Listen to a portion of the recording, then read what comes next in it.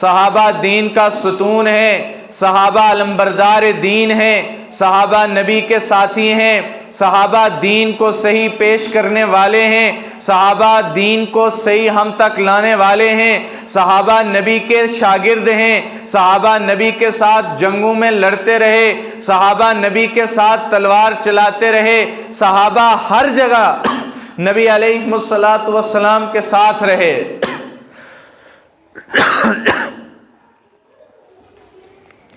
صحابہ اکرام رضوان اللہ تعالی علیہم اجمعین کے بارے میں قرآن کریم نے فرمایا محمد الرسول اللہ والذین اشداء علی الکفار رحماء بینہم تراء رکعا سجدا یبتغون من فضل اللہ۔ صحابہ نبی کے ساتھ ہیں، صحابہ اہل بیت نبی سے جدا نہیں ہیں۔ صحابہ صحابہ نے دین کی آبیاری کے لیے، دین کے لیے اپنی جانیں اس طرح گنوائی ہیں کہ جس طرح دنیا کے اندر کوئی سوچ تک نہیں سکتا۔ کسی کا ذہن اس بات کی طرف جا نہیں سکتا کہ قربانیاں یوں دی جاتی ہیں، جانیں دے دی، گھر دے دیے، مال دے دیا، اولاد دے دی، بیوی بچے گھر بار، حتیٰ کہ گھر سے نکال دیے گئے، مالدار ہوں، غریب ہوں، غلام ہوں، امیر ہوں، سب صحابہ جب دین کے لیے کھڑے ہوئے اور عالم توحید کو، عالم حق کو، لا الہ الا اللہ کو بلند کیا تو باپ نے منہ موڑ لیا، بھائی نے منہ موڑ لیا، بیوی نے منہ موڑ لیا، بچوں نے منہ موڑ لیا، ماں جیسی ممتا والی اور پدری شفقت والے باپ نے سر میں لاٹھیاں ماری، جسم پر کوڑے برسائے، ان کو تکلیفیں دی، ایذائیں پہنچائیں، اور یہ کہا کہ محمد الرسول اللہ صلی اللہ علیہ وسلم کے دین کو چھوڑ کر پیچھے ہٹ جاؤ۔ انہوں نے یہ پیغام دیا، جان تو جا سکتی ہے، جسم کے اندر سے ہمارے سانس کو کھینچ کر نکالا جا تو سکتا ہے، ہماری بوٹیاں نوچی جا تو سکتی ہیں، ہمارے جسم سے پیس پیس الگ کر دیے جا تو سکتے ہیں، ہمیں گھر سے نکالا جا سکتا ہے،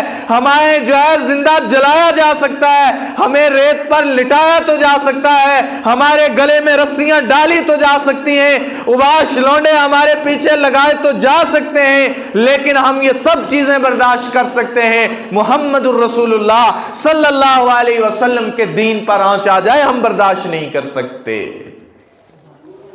یہ صحابہ ہیں، یہ معیار حق ہیں، یہ نمونہ ہیں۔ ابو بکر سے لے کر حضرت علی کرم اللہ وجہ ہم معیار حق ہیں، اور حسنین و کریمین سے لے کر معاویہ ابن سفیان رضی اللہ تعالی عنہ معیار حق ہیں۔ ہمیں کوئی حق نہیں بنتا ہم کسی صحابی کی طرف تنقید والی نگاہ یا انگلی اٹھا سکیں۔ خطائیں اپنی جگہ، ہر چیز کو مانا تو جا سکتا ہے، لیکن سب سے بڑھ کر صحابہ نے جو محمد الرسول اللہ صلی اللہ علیہ وسلم کے سامنے زانو تلمذ کیا ہے، اس کو کوئی بلا نہیں سکتا۔ دنیا میں ایسی دوسری صحبت نہیں ہو سکتی۔ چنانچہ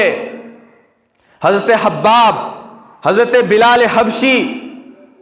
رضی اللہ تعالی عنہ ایسی تکلیفیں دی گئیں، ایسی اذیتیں دے گئیں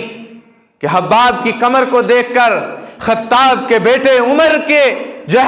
جسم کانپ گیا کہ اے حباب یہ ہڈیاں کیسے جل گئیں؟ فرمایا یا رسول اللہ، جب کلمہ پڑھا، فرمایا عمر بن خطاب جب محمد الرسول اللہ صلی اللہ علیہ وسلم کا کلمہ پڑھا تو جس کا غلام تھا انگاروں پر لٹا دیا گیا، جلا دیا گیا، لیکن ہم نے نبی کے ساتھ بے وفائی نہیں کی، جفا کے جھنڈے گاڑے، دنیا کو بتایا کہ ہم مر تو سکتے ہیں، نبی کے ساتھ کھڑے رہیں گے، نبی کے دین سے روگردانی نہیں کر سکتے۔ چنانچہ وقت آتا گیا، دن قریب آتے گئے، اور کفار کے دل کے اندر درد پیدا ہونے لگ گیا، اس لیے کہ مکے کے اندر ایسی دین کی ہوائیں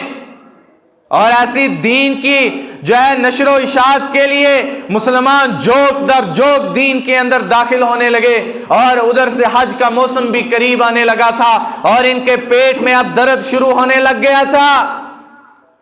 کہ یہ جو باہر سے قافلے آ رہے ہیں، یہ باہر سے جو مسلمان حج کے لیے آئیں گے، کہیں ایسا نہ ہو جائے یہ جو لوگ جو ہے آ رہے ہیں یہ محمد الرسول اللہ کے دین کے اوپر قائم نہ ہو جائیں، یہ محمد الرسول اللہ صلی اللہ علیہ وسلم کی بات کو نہ مان لیں۔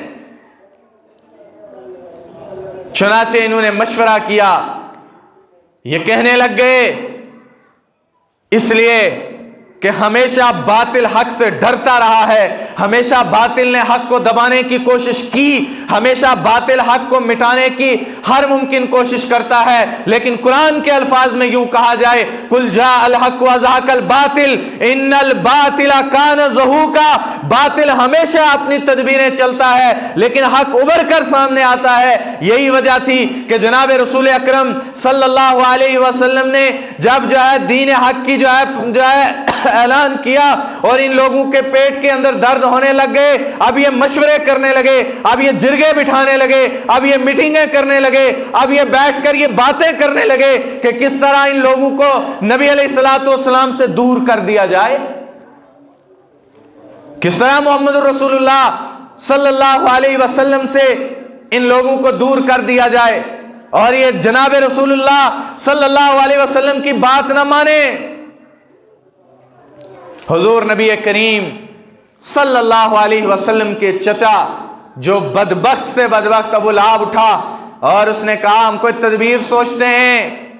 لیکن دماغی طور پر یہ اتنا شیطان آدمی تھا کہ یہ ہمیشہ جو ہے دوسروں کو آگے لگاتا تھا اور خود ان کی پیٹھ کے پیچھے چلا جاتا۔ ولید ابن مغیرہ سے کہا تم بڑے سردار ہو، تم نے بڑی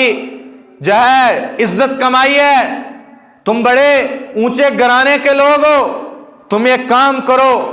ہم جو ہے مکے کے اندر جو قافلے والے آ رہے ہیں ہم ان کو روک کر رکھتے ہیں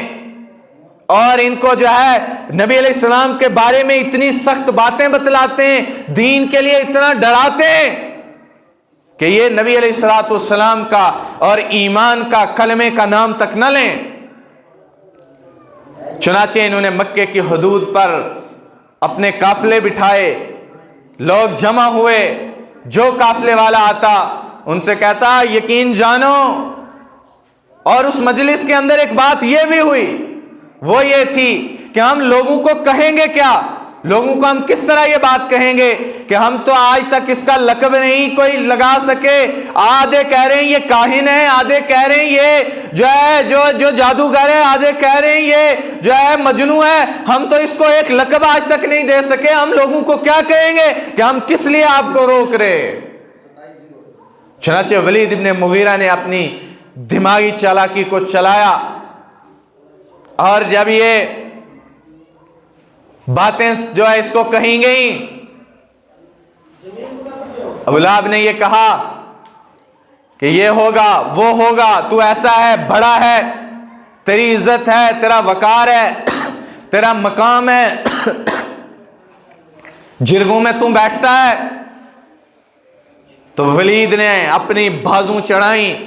تیور چڑھائے اور سینہ چوڑا کیا اور کہنے لگا اب میں بات کروں گا۔ پھر قرآن اترا، قرآن کریم نے فرمایا جب اس نے اپنا خیالی پلاؤ دماغ میں بنایا اور یہ کہنے لگا کہ میں ان لوگوں کو روکوں گا اس لیے کہ نبی کے دین کی طرف نہیں آنے دوں گا، اس نے اپنے بازو چڑھائے، اس نے اپنے تیور پھیرے، اور جو ہے بربادی ہو اس شخص کے لیے جو یہ خیالی باتیں قرآن کے اوپر اور محمد الرسول اللہ پر لا رہا ہے، اس پر دوبارہ ہلاکت ہو، اور یہ کہہ رہا ہے یہ مجنوں کا کلام ہے۔ چنانچہ انہوں نے یہ ساری تدبیریں چلائیں، ساری چالاکیاں چلائیں،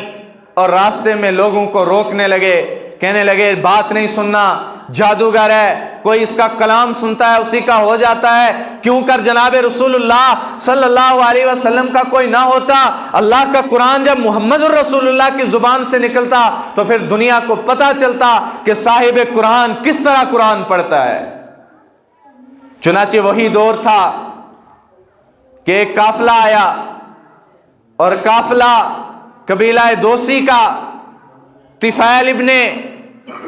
عمر دوسی جو ہے مکے کے قریب پہنچا تو سرداران مکہ نے وہی چالاکی کی اور چالاکی کر کے کہنے لگے اے سرداران، آپ کو پتہ ہے کہ مکے کے اندر، اور ابو لہب یہ بھی کرتا تھا کہ جب نبی علیہ السلام آگے نکلتے حضور صلی اللہ علیہ وسلم کو پتھر مارتا اور لوگوں کو مخاطب کر کے کہتا ہے لوگوں یہ میرا بھتیجا ہے جو یہ نئے دین کی باتیں کر رہا ہے، یہ اپنے باپ دادا کے دین کو جھٹلا گیا ہے، یہ اپنے باپ دادا کے دین کو چھوڑ گیا ہے اور یہ ہمارے خداؤں کو باپ دادا کے دین کو برا بلا کہہ رہا ہے، مجنون ہو گیا ہے، پاگل ہے، دیوانہ ہو گیا ہے۔ اور یہی چالاکی انہوں نے طفیل ابن عامر دوسی سے کہا، بات نہیں سننا، اس لیے کہ جو اس کی بات سنتا ہے، جو اس کا کلام سنتا ہے، جو اس سے بات کرتا ہے، اسی کا ہو کے رہ جاتا ہے۔ اور روئی دے دی اور جو ہے حضرت طفیل ابن عامر دوسی سے کہا یہ روئی اپنے کانوں کے اندر ٹھونس لو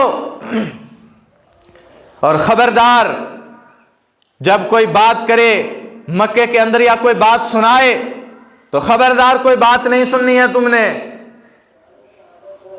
چنانچہ طفیل ابن عامر دوسی کہتے ہیں یہ باتیں میں نے سنی اور میں کعبے کے اندر آیا، زمانہ جہالیت کی طرح میں نے عمرہ کیا اور عمرہ کر کے میں جو ہے بیت اللہ کے کنارے میں جا کے بیٹھ گیا اور میں نے دیکھا ایک جو ہے حلیم مزاج، ایک پرنور چہرے والا آدمی جس کی ایسی بات میں لطافت، جس کے جسم کے اندر ایسی نرمی، عاجزی، انکساری، اور وہ لوگوں کو بات بتا رہا ہے اور لوگ اس کی طرف ترچھی نگاہوں سے دیکھ رہے ہیں۔ اور یہ بات ازل سے ابد تک رہے گی، ابد سے ازل تک رہے گی کہ جب حق بولا جاتا ہے تو بیمار حق نہیں مانتا، وہ تسلیم نہیں کر سکتا، اس لیے کہ اس کی روٹی کا مسئلہ، اس کے نام کا مسئلہ، اس کے گھر کا مسئلہ، اس کی تجارت کا مسئلہ، اس کے پیسے کا مسئلہ کیوں کر ابو جہل کو، ابو لہب کو، عتبہ کو، شیبہ کو، ولید ابن مغیرہ کو، ان کو کیوں کر تکلیف اور پریشانی نہ ہوتی؟ اس لیے کہ ان کی سرداری خطرے میں تھی، ان کی جاگیرداری خطرے میں تھی، اس لیے کہ لا الہ الا اللہ کی جو ضرب لگتی تھی، جو قرآن کہہ رہا تھا، جو نبی علیہ السلام حق بات کہہ رہے تھے، سب چیزیں مٹ رہی تھیں، مٹائی جا رہی تھیں۔ چنانچہ جناب نبی رحمت صلی اللہ علیہ وسلم کو جب اس انداز سے حضرت طفیل ابن عامر دوسی رضی اللہ تعالیٰ عنہ نے دیکھا تو کہنے لگے اور طفیل تو سردار ہے، قبیلے کو سنبھالتا ہے، جرگے کرتا ہے، لوگوں کی باتیں سنتا ہے، شاعر بھی ہے، ملکوں کے سفر کیے، کم سے کم تو بات سن تو صحیح، یہ شخص کیا کہہ رہا ہے، کہنا کیا چاہ رہا ہے۔ اور کہنے لگا ہے طفیل ابن عامر تیری ماں تجھے روئے، یہ نکال اپنے کانوں سے روئی اور سن بات کیا کہہ رہا ہے۔ جب تک انہوں نے اپنے آپ کو اس پر آمادہ کیا تب تک محمد الرسول اللہ صلی اللہ علیہ وسلم اپنے گھر جا چکے تھے۔ ایک ساتھی سے کہا مجھے اس شخص کا پتہ بتاؤ، چنانچہ اس آدمی نے رہنمائی کی، حضرت طفیل ابن عامر دوسی رضی اللہ تعالیٰ عنہ جناب نبی رحمت صلی اللہ علیہ وسلم کے گھر تشریف لے گئے، حضور نے اکرام کیا، بٹھایا، اور طفیل ابن عامر دوسی نے اپنا سارا واقعہ سنایا کہ مکے کے سردار یوں جو ہے راستے کے اندر پیرا لگا کر بیٹھے ہوئے ہیں، بات بات پر ہمیں آپ کی بات کرنے سے روک رہے ہیں، بات بات پر ہمیں آپ سے بات کرنی ہے، آپ کی بات سننے سے روک رہے ہیں۔ چنانچہ نبی رحمت صلی اللہ علیہ وسلم نے کوئی صفائی نہیں دی، اس لیے کہ جتنا جلدی دل کے اوپر ضرب قرآن کرتا ہے، حدیث کرتی ہے، کوئی کہانی، کوئی قصہ، کوئی قصیدہ اتنے جلدی دل کو آمادہ نہیں کر سکتا۔ اور وہ عرب تھے، پڑھے لکھے لوگ تھے، عربی سمجھتے تھے، فصاحت تھی، بلاغت تھی، اور نبی رحمت صلی اللہ علیہ وسلم نے جیسے ہی طفیل ابن عامر دوسی سے کہا سنو اللہ کیا کہتا ہے اور قرآن سن کر فیصلہ کرنا۔ جناب نبی رحمت صلی اللہ علیہ وسلم نے اللہ کے نام سے شروع کیا، اعوذ باللہ من الشیطان الرجیم، بسم اللہ الرحمن الرحیم، قل هو اللہ احد اللہ الصمد لم یلد ولم یولد ولم یکن لہ کفوا احد۔ چنانچہ طفیل ابن عامر دوسی کہتے ہیں جب نبی علیہ السلام نے قرآن پڑھا دل پر ایسے ضرب لگی کہ دل بے ساختہ بول اٹھا، یا رسول اللہ اب یہاں سے واپس ایسے نہیں جایا جائے گا، کلمہ پڑھائیں، ایمان لاتے ہیں۔ جب مکے والے سرداروں کو یہ پتا چلا قبیلہ دوسی کا سردار تو مسلمان ہو گیا، چنانچہ آگ بگولا ہوئے، انتقام لیں گے، ماریں گے، اس لیے کہ صحابہ کو جتنی ایذائیں پہنچائیں انسان سوچ کر کانپ اٹھتا ہے۔ چنانچہ کر کچھ نہ سکے، سر پہ ہاتھ مارا اور کہنے لگا ہائے محمد نے قبیلہ دوسی کے سردار پر بھی جادو کر دیا۔ چنانچہ قرآن کریم نے کہا وَأَكِيدُ كَيْدًا فَمَهِّلِ الْكَافِرِينَ أَمْهِلْهُمْ رُوَيْدًا۔ یہ تدبیریں کر رہے تھے، راستے پر لوگوں کو روک رہے تھے اور یہ کہہ رہے تھے کہ نبی علیہ السلام کے دین کی نشر و اشاعت نہیں کرنے دیں گے، لیکن آپ تدبیر چلتے ہیں اور دوسری تدبیر اللہ چلتا ہے، یا رسول اللہ آپ ان کو ڈھیل دیں، تھوڑی اور دے دیں۔ مکروا مکر اللہ واللہ خیر الماکرین۔ یہ تدبیریں کر رہے ہیں، ان کی سوچ محدود، ان کی عقل محدود، ان کی تدبیریں محدود، ان کی باتیں محدود، بہترین تدبیر اللہ کیا ہے۔ اور اللہ یہ کہتا ہے وَمَن نَصْدَقُ مِنَ اللَّهِ حَدِيثًا، اللہ کی بات سچی ہے، روز روشن کی طرح آیا ہے، ماننی پڑے گی۔ چنانچہ اسی بیچ عتبہ نے ثالثی ادا کرنے کے لیے ابو لہب نے میٹنگ دوبارہ بلائی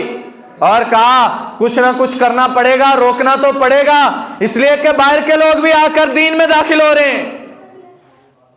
میں یہ اکثر کہا کرتا ہوں ہم تک دین ایسے نہیں پہنچا، ہم تو جاگیردار بن گئے، ٹھیکیدار بن گئے، قربانیاں دینے والے دوسرے تھے۔ صحابہ رضوان اللہ تعالی علیہ مجمعین ایسے نہیں جو ہے قربانیاں دی گئیں۔ حضرت عمار بن یاسر کی والدہ حضرت سمیہ کو جب ابو لہب نے کہا تو مسلمان ہو گئی ہے بوڑھی ہڈیاں، کہا مسلمان ہو گئی ہے، کہا ہاں، کہا واپس آ جا نہیں تو دو طریقے سے سزا دیں گے، دو روایتیں، کہا یہ کہ اونٹ کے ساتھ تیری ایک جو ہے ٹانگ باندھیں گے، دوسری طرف سے دوسری، اور دونوں جو ہے سمتوں میں اونٹ دوڑائیں گے، تجھے الگ کر دیا جائے گا اگر دین نبی سے واپس نہ آئی۔ پھر یہ بھی ہوا کہ اس کو جو ہے بوڑھی عورت کو نازک جگہ پر برچھا مارا اور اس طرح شہید کیا، اور پھر فرمایا بعض مورخین نے کہ دونوں سزائیں بیک وقت دی گئیں، اور حضرت سمیہ نے کہا مر تو سکتی ہوں دین کو جو ہے نہیں چھوڑ سکتی، اونٹ دوڑائے گئے، جسم کو چیر دیا گیا اور یہ پیغام دیا کہ اس راستے میں ہم مر تو سکتے ہیں، نبی کے ساتھ جفا نہیں کر سکتے۔ اب بوڑھے ہیں، عورتیں ہیں، عورت تو کمزور ہے، کی محبت تو سیاست کا چلن چھوڑ دیا، ہم مگر عشق نہ کرتے تو حکومت کرتے۔ صحابہ نے محبت کر کے دکھائی اور حقیقی محبت تھی، ہماری طرح نہیں دعوے کیے جاتے ہیں۔ زندگی میں نبی علیہ السلام کی کوئی جو ہے نہ صورت ہے نہ سیرت ہے نہ عمل ہے۔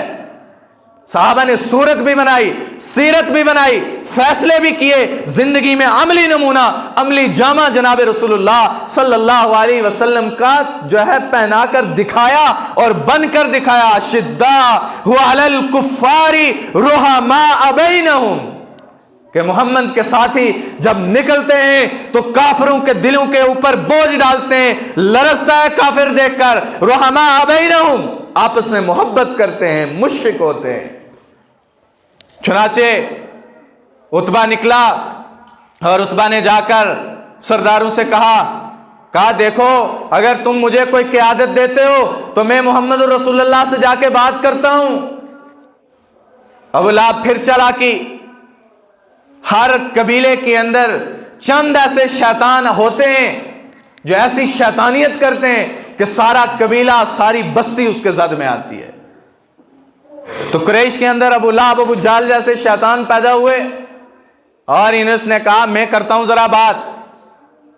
ابو لہب نے کہا ہاں تو جو ہے ایران روم فارس کے محلات میں جاتا رہا, شاعری بھی کرتا رہا, بڑا شاعر بھی ہے, پڑھا لکھا بھی ہے, تو یہ کام کر سکتا ہے. چنانچہ عتبہ نکلا اور جناب رسول اللہ صلی اللہ علیہ وسلم کے گھر پہنچا اور جا کر کہا دیکھو بھتیجے, تم نے اپنے دین کی باتیں کی ہیں اور تمہیں بھی اس بات کا علم ہے کہ تیرے دین کو پھیلانے کی وجہ سے آپس میں بھائی دستوں گریباں ہو گیا, آستینیں ایک دوسرے کے لیے چڑھا لی, گھر میں جھگڑے ہو گئے, گھر سے نکال دیا گیا, بھائی سے الگ ہو گیا, باپ بیٹے کا اختلاف ہو گیا, قبیلے آپس میں ٹکراؤ میں آ گئے ہیں اور وجہ تم ہو, تم نے نیا دین جو لایا ہے.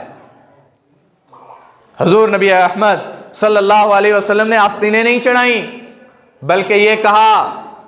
آپ اپنی بات کو مکمل کریں. اور عتبہ بولتا رہا. عتبہ نے کہا دیکھو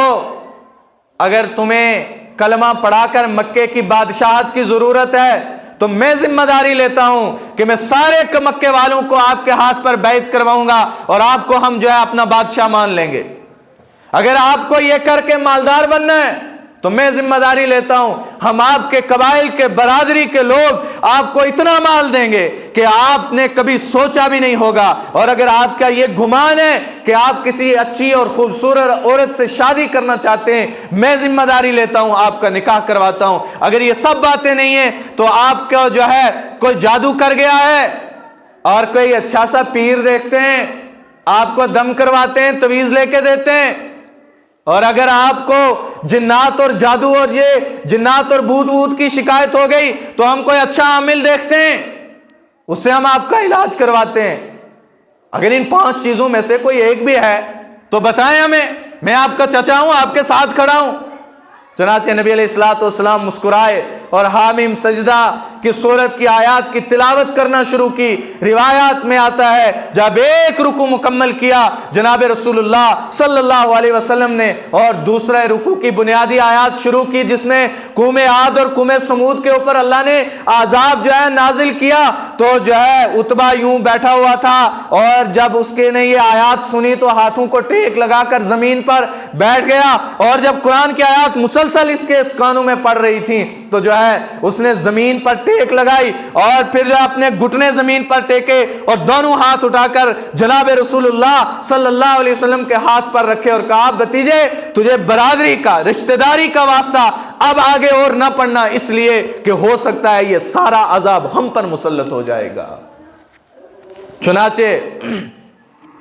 اٹھ کر لڑکھڑاتے پاؤں سے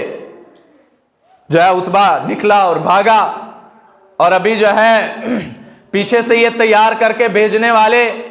بیٹھے ہوئے ہیں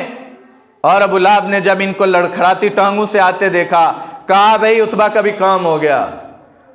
آتے ہی عتبہ نے پوچھا تمہیں میری شکل دیکھ کر کیا محسوس ہو رہا ہے؟ کہا مسئلہ تو خراب ہے. اور عتبہ نے سب کو مخاطب کر کے کہا دیکھو میں سردار ہوں, ہم سب سردار ہیں, ہمارے گھر بڑے ہیں, قبیلے بڑے ہیں, لیکن جو بات محمد کہہ رہا ہے اس میں رائی کے دانے کے برابر کاہن یا جادوگر یا شاعری کی ایک رمق تک نہیں ہے. اس لیے کہ روم کے بادشاہوں کے سامنے, فارس کے بادشاہوں کے سامنے, کسر و کسرا کے بادشاہوں کے سامنے میں نے شاعری کی ہے, میں شاعری سنتا رہا. ایسا نہ کوئی شاعر دیکھا, نہ کوئی کاہن ہے, نہ مجنوں یہ کلام پیش کر سکتا ہے. جب یہ باتیں کہیں تو سرداران کے دل پر یہ باتیں جو ہے اب اثر کرنے لگی تو ابو لہب پھر اٹھا اور بناوٹی ہنسنے لگا اور کہنے لگا دیکھو عتبہ کے اوپر بھی جو ہے یہ جادو کر گیا ہے. عتبہ نے کہا نہیں, جادو نہیں کیا ہے, تم قبیلے والے ہو, تم میری برادری کے لوگ ہو, تمہاری بات سر آنکھوں پر ہے, لیکن حقیقت یہی ہے کہ جو وہ کلام لے کر آیا ہے وہ سچا ہے. دنیا میں انسان کا کلام ایسا نہیں ہو سکتا. اور پھر اس نے ایک بات کہی دیکھو ہم سارے کے سارے کنارہ کشی کر لیتے ہیں اور یہ کہ جب یہ دین کو پھیلائے گا پہلے تو لوگ اس کو مسترد کر دیں گے، اور جو ہے جن کے ہاتھ یہ چڑھے گا وہ نبی علیہ السلام کو نعوذ باللہ شہید کر دیں گے، ہمارے سر ان کا کوئی خون نہیں ہوگا، ہم کل اس کے خون سے اپنے ہاتھ نہیں بھریں گے۔ لیکن کہاں یہ ہونا تھا، اور انہی دنوں حالات کے اندر شکار صحابہ جو مسلمان ہو رہے تھے راستوں میں، اور نبی علیہ السلام کو اتنی تکلیفیں پہنچائیں، گلے میں چادر ڈالی گئی، گھسیٹا گیا، چہرے پر تھوکنے کی کوشش کی، گرد و غبار سر میں ڈال دیا گیا، مرے ہوئے اونٹ کی اوجری سر کے اوپر ڈال دی گئی۔ کیا وجہ تھی؟ بادشاہت کی پیشکش آئی، پیسے کی پیشکش آئی، خاندان یا اچھی عورت کے ساتھ نکاح کی پیشکش آئی، یہی تو چاہیے ہوتا ہے انسان کو۔ لیکن نہیں، ان میں سے کوئی ایسی چیز نہیں تھی، اس لیے کہ ہم جب کھڑے بھی ہوتے ہیں تو اللہ کے حکم کو، اللہ کے علم کو لے کر کھڑے ہوتے ہیں۔ قل جاء الحق وذاق الباطل، اور مکے کے اندر پتھروں کی پوجا کرنے والوں کو یہ بتانا ہے کہ اللہ کے سوا دنیا کے اندر نہ کوئی اولاد دے سکتا ہے، نہ بیوی دے سکتا ہے، نہ بچے دے سکتا ہے، نہ بیماری سے ٹھیک کر سکتا ہے، نہ دنیا کے اندر کوئی حاجت پوری کر سکتا ہے۔ للہ الواحد القہار، اکیلا بادشاہ اللہ ہے، اکیلا مالک اللہ ہے، اللہ شفا دینے والا ہے، یہ بتانا ہے، یہ بات منوانی ہے۔ کیسے چھوڑ سکتے ہیں؟ چنانچہ جو ہے صفا پہاڑی کے قریب نبی علیہ الصلوۃ نے حضرت ارقم ابن ارقم کے گھر کو سب سے پہلا مدرسہ بنایا، اور وہاں صحابہ جوک در جوک جاتے، اور دین کی جو نئی باتیں، جو قرآن سیکھا جاتا، وہاں بیٹھ کر جو ہے سیکھتے سکھاتے، اور وہاں جو ہے دنیا کے سب سے پہلے مدرسے کی ابتدا ہوئی، اور وہاں قرآن اور حدیث کو سیکھا جانے لگا۔ اور انہی دنوں میں جناب رسول اللہ صلی اللہ علیہ وسلم کے کئی کفار نے گھیر لیا، اور حضور کے منہ بولے بیٹے جو اماں ختیجہ کے بیٹے ہیں پہلے شوہر سے، حضرت حارث ابن ابی خالہ کے بیٹے، خالہ سے مراد ماسی نہیں، حضرت ختیجہ کے شوہر کا نام تھا جو مر گیا ہوا تھا، اور اس سے بیٹا تھا حضرت حارث ابن خالہ، وہ کہیں جناب رسول اللہ صلی اللہ علیہ وسلم کو جو ہے بچانے کے لیے گئے۔ اتنا مشرکین مکہ نے مارا، اتنا مارا کہ جو زخموں کی تاب نہ لا سکے اور شہید ہو گئے۔ اور یہ پیغام دیا، ہم وفائیں جب کرتے ہیں تو کسی چیز کو جو ہے نفع اور نقصان کو نہیں دیکھتے۔ آہ نہ کر لبوں کو سی، عشق ہے یہ دل لگی نہیں، سینے پہ تیر کھائے جا، آگے قدم بڑھائے جا، یعنی زبان حال سے کہہ دے کہ یوں ستائے جا۔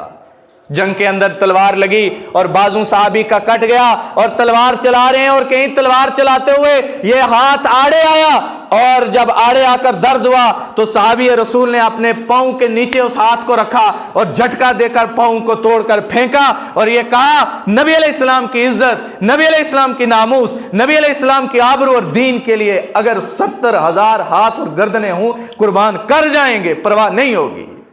فدا کا امی و ابی یا رسول اللہ، ہم تو زبان سے کہہ رہے ہیں، ہم تو ان الفاظ کو زبان سے بول رہے ہیں کہ ماں باپ، اولاد، گھر بار آپ پر قربان ہو جائے یا رسول اللہ۔ صحابہ نے کر کے دکھایا ہے، اس لیے صحابہ نبی سے جدا نہیں ہیں، اور صحابہ اہل بیت جدا نہیں ہیں، صحابہ معیار حق ہیں، صحابہ دین کو ہم تک لائے ہیں، صحابہ نے دین کی حقیقی تعبیر کو پیش کیا ہے۔ جہاں نبی کا نام آئے گا نبی کے صحابہ آئیں گے، جس نے نبی کے صحابہ کو جدا کیا ایمان کا محاسبہ کرے، مسلمان نہیں ہو سکتا۔ جب نبی علیہ السلام کو اور صحابہ کو اللہ نے جدا نہیں کیا، محمد الرسول اللہ والذین اشداء، یہ اشداء صحابہ ہیں، کفار رحماء بینہم صحابہ ہیں، رکان سجدہ صحابہ ہیں، ثانی اثنین اذ ہما فی الغار اذ یقول لصاحبہ لا تحزن ان اللہ معنا صحابہ ہیں۔ مکے میں صحابہ، مدینے میں صحابہ، ہجرت کی رات میں صحابہ، سفر طائف میں صحابہ، عہد میں صحابہ، حنین میں صحابہ، نبی سے صحابہ جدا نہیں ہیں اور نہیں ہو سکتے۔ اللہ تبارک و تعالی ہم سب کو نبی علیہ الصلوۃ والسلام کے سیرت کے اوپر اور صحابہ کی عملی زندگی کے اوپر عمل کرنے کی توفیق عطا فرمائے۔ وآخر الدعوانا ان الحمد للہ رب العالمین۔